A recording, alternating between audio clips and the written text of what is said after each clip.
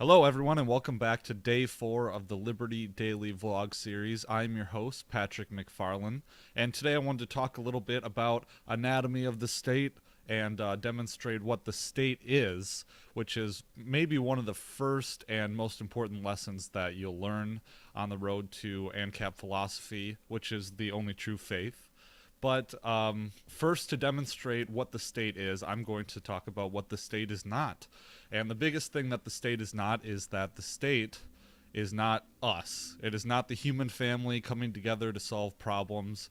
The state is not a human rights organization. It is not a country club or the human family coming together to solve mutual problems. The state is the organization of the political means. And Rothbard explains that the political means is coercion. But somewhere within the annals of history, within the Orwellian memory hole, most of mankind became convinced that rights come from government, that through democracy, the government is somehow us.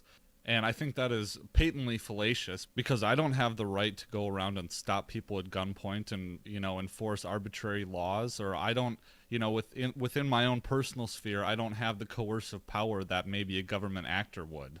When society is collectivized like that, the trick is that the state gets us to think that it is necessary to preserve our rights, which I think is patently false. But also, when society is seen as a collective, then crimes can be seen as being against society instead of an individual victim.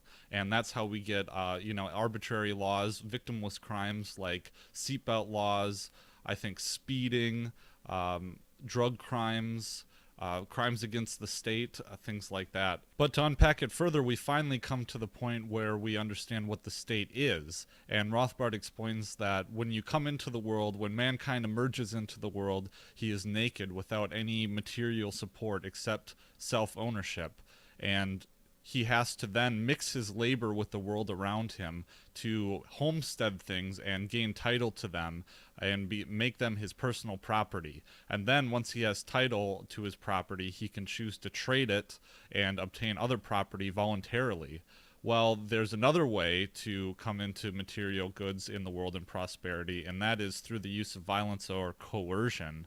And over the years, states have gotten really good at camouflaging themselves or posing as legitimate enterprises. But what they really are is just an organized criminal syndicate, a mafia that has been given legitimacy. That is the legitimacy to wield coercive violence within a given territorial area. And as anarcho-capitalists or voluntarists within the Rothbardian persuasion, we would simply assert that everything that government has done in the past, everything that it claims a monopoly over, can be more efficiently, more morally, and more effectively provided on the free market. And in fact, you'll see throughout history that everything the government does currently has at one time been provided better by the free market. And in fact, you could sum up the entire libertarian persuasion by the degree to which they apply the non-aggression principle universally.